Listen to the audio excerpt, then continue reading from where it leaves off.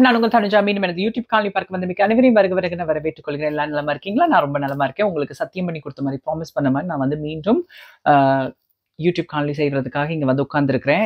இந்த வருஷம் நான் தொடர்ந்து பண்றேன்னு சொல்லிட்டேன்ல, அதை நான் கண்டிப்பா தொடர்ந்து பண்ணிட்டு இருப்பேன். ஸோ இன்னைக்கு ஒரு முக்கியமான விஷயத்தோட பேச வந்திருக்கேன். அதுக்கு முன்னாடி எப்பயும் போல சாரியை பத்தி சொல்லணும். இது ஒரு அழகான முண்டு மாதிரி இருக்கும், கேரளா முண்டு சாரி மாதிரி. ஆனா இது முண்டு சாரி கிடையாது. கீழே வந்து இந்த மாதிரி த்ரெட் ஒர்க் எல்லாம் பண்ணியிருக்கக்கூடிய ஒரு அழகான சாரி எனக்கு எங்க அக்கா பொண்ணு, ஏஞ்சல் அக்கா பொண்ணு மடோனா தான் வாங்கி கொடுத்தா.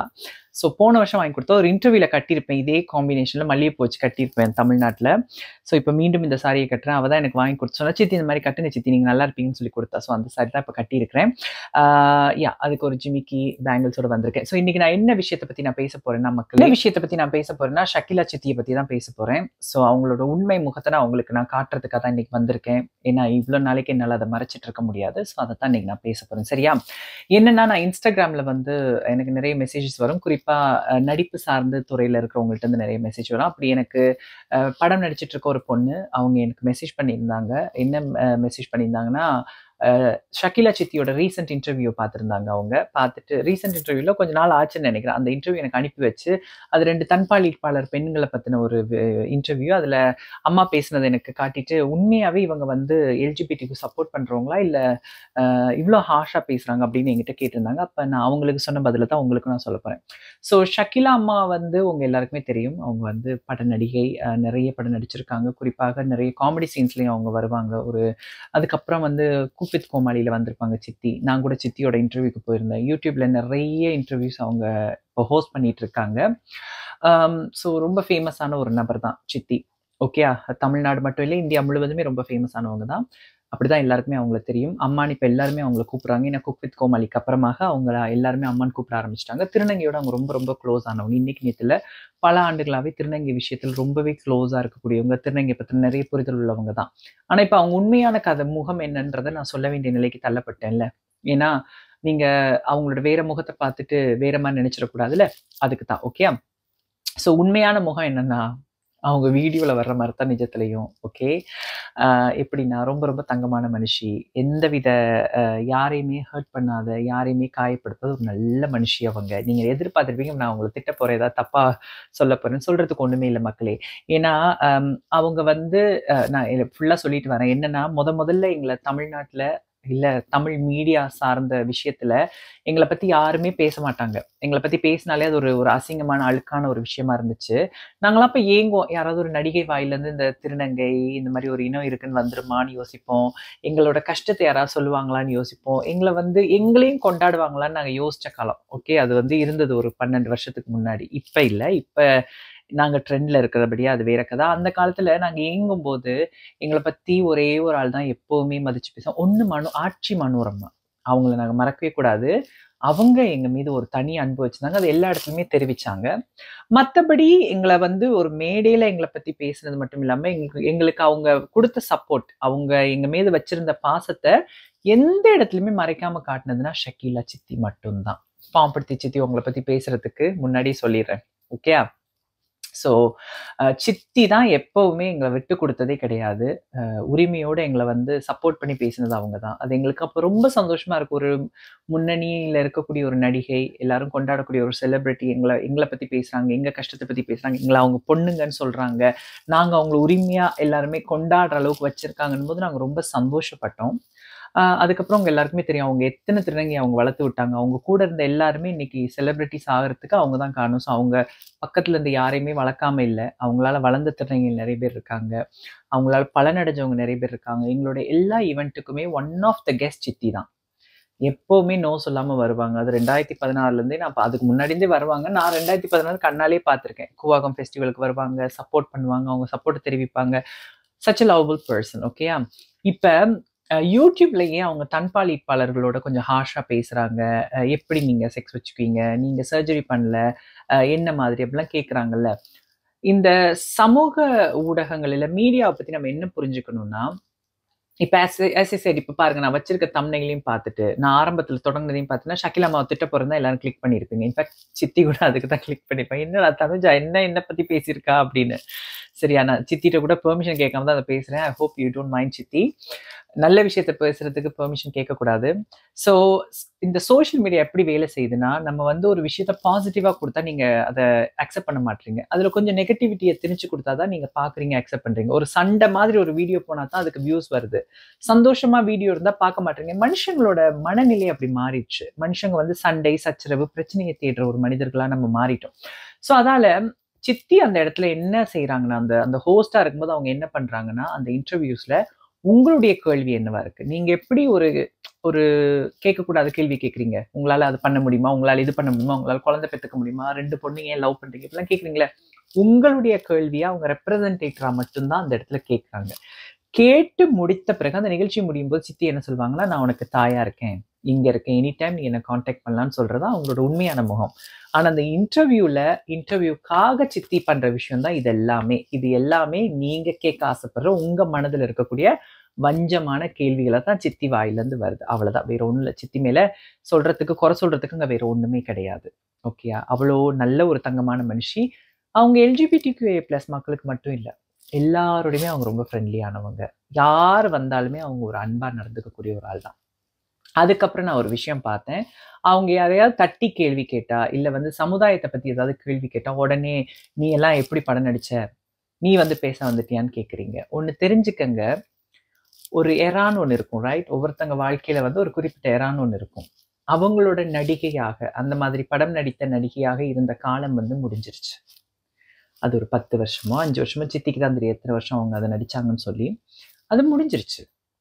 அது முடிந்த பிறகு அவங்க அடுத்த பரிணாமத்தை எடுத்துட்டாங்க. அடுத்த பரிணாமம் எடுக்கும் பொழுது, அவங்க இப்ப வந்து சிறு குழந்தைகள காப்பாத்துறவங்களா இருக்காங்க. பொம்பள பிள்ளைங்கள காப்பாத்துறவங்களா இருக்காங்க. சம்டைம்ஸ் நம்ம பார்க்கும்போது வந்து உண்மையா நார்மலா பார்க்குறவங்கள ஒரு ஹிப்போக்ரஸி மாரி தெரியும். நீங்க ஆடுறதெல்லாம் ஆடிட்டீங்க. எங்களுக்கு அட்வைஸ் பண்ணி அப்படி இல்ல. அப்படி சிந்திக்கிறது தான் ஒரு தப்பான ஒரு புத்தி. புரியுதா? அவங்க வந்து நான் சில சில விஷயத்துல வந்து ஒரு தவறான முடிவு எடுத்துட்டேன். யோசிக்காம என் வாழ்க்கையில வந்து ஒரு சின்ன மிஸ்டேக் நடந்துருச்சு. இல்ல நான் ஏமாத்தப்பட்டுருக்கேன். நீங்க அந்த மாரி ஏமாந்துறாதீங்க. கேர்ஃபுல்லா இருங்க. எஜுகேஷன்ல இம்பார்ட்டன்ஸ குடுங்க. யாரையும் ஏமாத்த விடாதீங்கன்னு அட்வைஸ் பண்றது ஒரு மனுஷன் வந்து சொந்த அனுபவத்துல இருந்து சொல்ற அட்வைஸ் தான் எப்பவுமே ரொம்ப முக்கியமான அட்வைஸ். ஸோ அவங்க அதத்தான் உங்களுக்கு சொல்றாங்க. ஆனா அத புரிஞ்சுக்காத நீங்க வந்து, "நீ யோக்கியமா? எங்களுக்கு அட்வைஸ் பண்ண வந்துட்டேன்னு" யோசிச்சீங்கன்னா, உங்க தலையில நீங்க தான் மண்ண வாரி கொட்டிக்கிறீங்க. புரியுதா? எப்பவுமே ஒரு மனுஷங்க பாஸ்ட்ல ஒரு குறிப்பிட்ட காலத்துல ஒரு விஷயத்த தாண்டி வந்துட்டாங்கன்னா விட்டுருங்க. பாஸ்ட்டையே வச்சு, வச்சு, வச்சு, வச்சு, வச்சு, வச்சு, வச்சு, வச்சு அந்த கேள்விய கேட்கறது எனக்கு நியாயமா படல. குறிப்பா பெண்கள வந்து திருப்பி, திருப்பி கேள்வி கேட்காதீங்க. இதே ஒரு ஆண் நடிகன் இந்த மாரி வந்து பேச வந்தாருன்னா, நம்ம அத கேட்போமா? அந்த ஆண் நடிகர் சிகரெட்ட இப்படி தூக்கி இப்படி போட்டு குடிச்சிருந்தா கூட நம்ம கேள்வி கேட்க மாட்டோம். ஓகே. ஆனா ஒரு பெண்ண வந்து நம்ம ஏன் இப்படி கேட்டுட்டு இருக்கணும்? ஸோ அவங்க பண்ற விஷயங்கள் வந்து ரொம்ப, ரொம்ப ஒரு நல்ல விஷயங்கள் தான் அவங்க பண்ணிட்டு இருக்காங்க. குறிப்பா மக்களுக்கு விழிப்புணர்வு குடுத்துட்டு இருக்காங்க. தவறுகள பண்ணாதீங்க, தப்பிச்சுக்கங்க, பெண் பிள்ளைகள ஏமாறாதீங்கன்னு சொல்றதுக்கு அவங்களுக்கு ரைட்ஸ் இருக்கு. அது யாருக்குமே நல்ல விஷயத்த சொல்றதுக்கு எல்லாருக்குமே ரைட்ஸ் இருக்கு. அதையே நீ யோக்கியமான்னு நம்ம கேட்கலாமா சொல்லுங்க? இது 1. ஓகே. அத மீறி நீங்க தப்பு பண்ண போறீங்கன்னா, அது உங்களோட விருப்பம் புரியுதா? அ பணம் சம்பாரிக்கிறதுக்கு 1000 வழி இருக்கு மக்களே. நீங்க வந்து உங்கள சீரழிச்சு பணம் சம்பாரிக்க போறீங்க. இல்ல உங்கள நீங்க வித்து பணம் சம்பாரிக்க போறீங்க. இல்ல உங்கள நீங்க ஏமாத்தி யார்கிட்ட ஏமாந்து பணம் சம்பாரிக்க போறீங்க. அது உங்களுடைய தனிப்பட்ட விருப்பம். பண்ணாதீங்கன்னு சொல்றதுக்கு உரிமை இருக்கு அவங்களுக்கு. பண்ண போறேன்னு சொல்றதுக்கு உங்களுக்கு விருப்பம் இருக்கு. ஸோ அட் த எண்ட் நீங்க நாளைக்கு உங்களோட அனுபவத்த நீங்க பெற்றுட்டு வந்து நீங்க பேச போறீங்கன்னா, தாராளமா பேசிக்கங்க. யாராலயுமே இத தடுக்க முடியாது. இது வந்து என்னோட கருத்து. ஸோ அப்படி சொல்றவங்களுக்கு நான் இத மட்டும் சொல்லிக் கொள்கிறேன். இந்த விஷயத்த மனதுல வச்சுக்கொள்ளுங்க. குறிப்பாக நான் அந்த பெண்ணிட்ட சொன்ன ஒரே ஒரு விஷயம் தான். அவங்க எவ்வளோ நல்லவங்கன்னா, நான் வந்து இன்டர்வியூக்கு சித்திய பார்க்க போகும்போது சென்னையில, இப்ப ரீசென்ட் டைம்ல பண்ண ஒரு இன்டர்வியூ ஒண்ணு. அப்ப நான் ஆஃபீஸுக்கு அந்த அந்த கலையகத்துக்கு நான் போகும்போது சித்தி எனக்காக வெயிட் பண்ணிட்டு இருந்தாங்க. அன்ஃபார்ச்சுனேட்லி நான் அதுக்கு முன்னாடி வேற ஒரு இன்டர்வியூ முடிச்சுட்டு தான் சித்திட்ட இன்டர்வியூக்கு போயிருந்தேன். போனதால கொஞ்சம் டிலே ஆயிடுச்சு. அப்ப எனக்காக சித்தி வந்து கிட்டத்தட்ட ஒரு 2 to 3 ஹவர்ஸ் வெயிட் பண்ணிட்டாங்கன்னு நான் நெனைக்கிறேன். நான் வரணும்னு சொல்றதுக்காக. ஸோ நான் ஒரு இன்டர்வியூ முடிச்சுட்டு இந்த இந்த ஆஃபீஸுக்கு இந்த கலையகத்துக்கு போனதால, அவங்கள வெயிட் பண்ண வச்சுட்டேன். அவங்க ரொம்ப பெரிய ஒரு ஆர்டிஸ்ட் எனக்காக வெயிட் பண்ணிட்டு இருந்தாங்க. நான் போனோனயே எங்க முறைப்படி நாங்க திருநங்கையில் வந்து பாம்படிச்சு செய்வோம். அவங்க ஒரு திருநங்கைக்கு மகளா இருக்காங்க. ஒரு பெண்ணா இருந்தாலும் ஒரு திருநங்கைக்கு மகளா இருக்கிறதால அவங்கள்ட்ட போய் நான் ஆசீர்வாதம் வாங்கி பாம்படுத்தேன் சித்தின்னு சொன்னேன். சித்தி என்னை பார்த்ததுமே நான் பாம்படுத்தி சொன்னோடனே அவங்க மனசு ரொம்ப குளிர்ந்துருச்சு. ஸோ அப்போ நான் சொன்னேன் சித்திட்ட, நான் ட்ரெஸ்ஸை மட்டும் சேஞ்ச் பண்ணிட்டு வந்துடுவா சித்தின்னு சொன்னேன். ஏன்னா நான் முதல்ல ஒரு இன்டர்வியூக்கு ஒரு ட்ரெஸ் போட்டிருந்தேன். ஸோ அதே ட்ரெஸ்ல எந்த இன்டர்வியூ பண்ணக்கூடாதுன்னு சொல்லிட்டு டக்குன்னு ட்ரெஸ் சேஞ்ச் பண்ண போகணும். சரி ஓகே நீ பத்திரமா போயிட்டு வா, நான் வெயிட் பண்றேன்னு சொன்னாங்க. ஸோ அந்த அந்த நல்ல மனசு இருக்கு தெரியுமா, டென்ஷன் ஆகாம. அன்னைக்கு தான் ஃபர்ஸ்ட் டைம் நான் சித்தியை நேரில் பார்க்குறேன். ஒரு மிகப்பெரிய star. I still look up to her. எனக்கு அவங்கள ரொம்ப பிடிக்கும். ரொம்ப அழகான நடிகை, ரொம்ப ரொம்ப அழகான நடிகை. எனக்கு தெரிஞ்சு தமிழ் இண்டஸ்ட்ரி வந்து ஒரு தமிழ் பேசக்கூடிய தமிழ்நாட்டில் வளர்ந்த ஒரு நடிகை இழந்துட்டாங்க அப்படின்னு தான் நான் சொல்லுவேன். ஒரு நல்ல ஒரு அழகான நடிகை. ஸோ உண்மையா அப்படிதான் நம்ம சொல்லணும். ஒரு அழகான ஒரு நடிகையை நம்ம இழந்துட்டோம். வடநாட்டுல இருந்து எத்தனையோ பேரை நம்ம இறக்கி இன்னைக்கு கொண்டாடிட்டு இருக்கோம். உண்மையா தமிழ்நாட்டிலே இருந்த ஒரு பொண்ணை வந்து இன்னைக்கு மிகப்பெரிய நம்பர் 1 ஆர்டிஸ்ட் ஆக்காம விட்டது நம்மளோட தப்பு தான். ஸோ நம்மளோட தப்பு மட்டும் இல்ல, பல மூவி இண்டஸ்ட்ரி சேர்ந்தவங்களோட தப்பு தான். ஸோ அவ்வளோ நான் அழகா ரசிச்சிருக்கேன். அவங்க அழகை ரொம்ப அழகா இருப்பாங்க அந்த டைம்லாம். இப்போவும் அழகுதான், அப்ப இன்னும் அழகா இருப்பாங்க. அப்படி ரசிச்சு பார்ப்பேன் ஷக்கிலா மம்மிய. ரொம்ப ஒரு அழகான முகம். அந்த ஒரு நல்ல பாட்டு ஒன்று இருக்கு, போயாவும் மூஞ்சியில என் கையை வைக்க, அந்த பாட்டுல அவங்களும் ஆடி இருப்பாங்க. ரொம்ப ரொம்ப அழகா இருப்பாங்க அதுல. ஸோ அவங்க நேரில் பார்த்தா எனக்கு ரொம்ப சந்தோஷமா இருந்தது. அப்போ நான் ட்ரெஸ் சேஞ்ச் பண்ணிட்டு வந்துட்டு அவங்களோட இன்டர்வியூ பண்ணிட்டு இருந்தேன். அழகான கேள்விகள் கேட்டுட்டு இருந்தாங்க. அப்ப ஒரு சில கட்டத்துக்கு அப்புறம் என்ன கேள்வி கேட்கறதுன்றது, எல்லா கேள்வியும் முடிஞ்சிருச்சு. ஸோ டக்கு டக்குன்னு பதில் சொல்லி முடிச்சிருச்சு. இப்போ கேள்விகள் இல்லாத போது நான் சொன்னேன் சித்திட்ட வந்து, பரவாயில்ல சித்தி, கான்ட்ரவர்சி, அதாவது அவங்க சொன்னாங்க, மேனேஜர் சொன்னாங்க கான்ட்ரவர்சி, அதாவது அசிஸ்டன்ட் டைரக்டர் சொன்னாங்க கான்ட்ரவர்சி ஏதாவது கேட்போமான்னு சொன்னாங்க. அப்ப நான் சொன்னேன் சித்தி நீங்க கேளுங்க, பிரச்சனை இல்லைன்னு.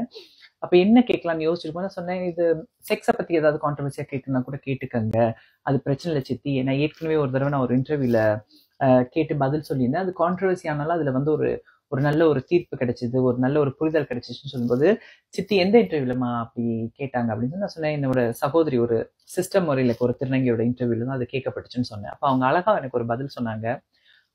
அவ வந்து உன்னோட சிஸ்டர், நீங்க 2 பேரும் குருபாய்னா எங்க முறைப்படி அக்கா தங்கச்சின்னு அர்த்தம். ஸோ உன்னோட குருபாயோட இன்டர்வியூல அப்படி அவ கேட்கலாம், என்ன நீங்க 2 அக்கா தங்கச்சிங்க, என்ன நீ அம்மான்னு சொல்ற, நான் அம்மா ஸ்தானத்துல இருந்து அதை கேட்கக்கூடாதுமான்னு சொன்னாங்க. புரியுதா? அங்கதான் அவங்க இருக்காங்க.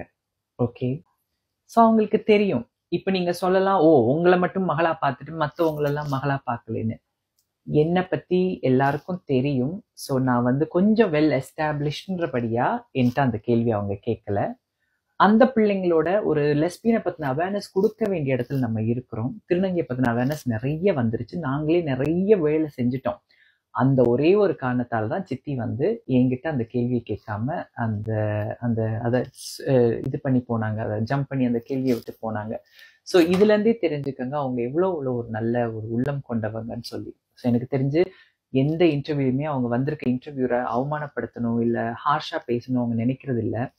நல்லதை தான் நினைச்சு பேசுவாங்க. சம்டைம்ஸ் சமூக ஊடகத்துல ஒரு சில இது கொடுக்கணும், யூனோ லைக் கொஞ்சம் ட்விஸ்ட் கொடுக்கணும், கொஞ்சம் சஸ்பென்ஸ் கொடுக்கணும், கொஞ்சம் சண்டை இருந்தா தான் நீங்க அதை பாக்குறீங்க. So at the end views ரொம்ப முக்கியம். ஒரு வீடியோ செய்யறாங்கன்னா அதுல வியூஸ் இருக்கணும், அதை மக்கள் பார்க்கணும், மக்கள் பார்த்து அதுக்கு கமெண்ட் பண்ணணும். அப்பதான் அது சக்சஸ் ஆயிருக்குன்னு அர்த்தம். ஸோ அப்பதான் சம்பளம் வரும். ஸோ அதையும் நம்ம பார்த்தாகணும். மக்கள் இங்க யாருமே சேவை செய்ய வரல, சரியா? ஸோ இதுதான் என்னோட மனதில் பட்டதை நான் சொல்றேன். ஒரு சிறந்த பெண்மணி, எனக்கு தெரிஞ்சு தமிழ்நாட்டுக்கு அவங்க ஒரு கிடைச்ச ஒரு பொக்கிஷம். வி ஷுட் லவ் ஹர், புரியுதா? அதுவும் இந்த காலத்துல சித்தியை வந்து யாரும் ஹர்ட் பண்ணாதீங்க. அதுவும் இப்ப இருக்கிற பிள்ளைங்க கொஞ்சம் யோசிச்சு பேசுங்க. ஓகே, ஐ மீன் இப்ப இருக்கிற யங்ஸ்டர்ஸ் வந்து சித்தியை பத்தி வந்து தப்பா பேசல. இந்த இடப்பட்ட காலத்துல இருக்கவங்க தான் தப்பா பேசுறது. நம்ம வந்து சன்னி லியோனிய கூட நம்ம கொண்டாடுறோம். அந்த அளவுக்கு கூட சித்தி எதுவுமே தப்பு பண்ணல. தப்பு ரைட்டுன்னு நம்ம யாருங்க எதங்க சூஸ் பண்றது, சரியா? ஸோ பலருக்கு நம்ம வந்து வாய்ப்பு கொடுக்குறோம் கொண்டாடும் போது, நம்மளோட இருந்த நம்ம சித்தியை கொண்டாடுவோம். இன்னைக்கு நிறைய பேர் நடிகை சில்க் ஸ்மிதா இல்லைன்னு ஏங்குறீங்க. அவங்க இருந்திருந்தா எப்படி இருக்கும், அவங்க இன்டர்வியூ எப்படி இருக்கும்லாம் யோசிக்கிறீங்க. நம்ம கூடயே இன்னைக்கு வரைக்கும் இருக்கக்கூடிய சித்தியை ஏன் கொண்டாட மறுக்கிறோம்? சித்தியை ஏன் நம்ம வந்து ஜட்ஜ் பண்றோம்? சித்தியை ஏன் வந்து ஹர்ட் பண்றோம்? ஸோ அதை பண்ணாதீங்கன்றதை நான் சொல்றேன். லவ் கொடுங்க. She needs so much of love. நம்மளோட அன்பு அவங்களுக்கு ரொம்ப தேவை. நம்ம தான் அவங்கள வந்து கொண்டாடணும்.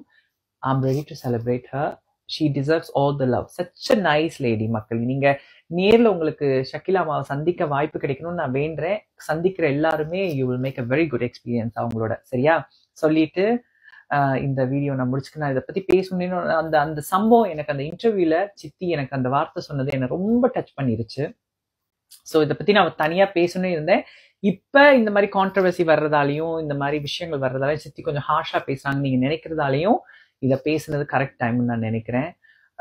யா, தட்ஸ் அபவுட் இட். ஸோ நான் பார்த்த நல்ல மனிதர்கள் அவங்க ரொம்ப ரொம்ப ரொம்ப ரொம்ப நல்ல மனிதர்கள். சமுதாயத்தால வஞ்சிக்கப்பட்டவங்க சித்தி. இந்த ஆண் சமுதாயத்தால வஞ்சிக்கப்பட்ட ஒரு அழகிய தேவதை சித்தி. ஓகே, ஸோ பெண்களை வெறுக்கக்கூடாதுங்க. பெண்களை வெறுக்கக்கூடாது. திருநங்கைகளும் பெண்களை வெறுக்கக்கூடாது. பெண்களும் திருநங்கையை வெறுக்கக்கூடாது. நம்மளா ஒற்றுமையா இருக்கணும். ஓகே, அப்படின்னு சொல்லிட்டு விடைபெறுகிறேன். நன்றி, வணக்கம். ஒண்ணு மட்டும் புரிஞ்சுக்கங்க, அவன் நல்லவன் நம்ம சொல்லணும்னா இங்க ஒருத்திய கெட்டவளா நீங்க ஆக்கிதான் ஆகணும். புரியுதா? இவ கெட்டவளா ஆக்கப்பட்டிருக்கா சமுதாயத்தால. அவ கெட்டவ கிடையாது. புரியுதா? அவ்வளவுதான். அதை புரிஞ்சுக்கங்க. ஓகே, தயவு செய்து உள்ளார்ந்து புரிந்து கொள்ளுங்க. சரியா? நன்றி. இன்றைய பொழுது உங்களுக்கு நல்ல பொழுதா இருக்கட்டும். மீண்டும் இன்னொரு காணொளியில சந்திக்கலாம். Love you. Bye bye.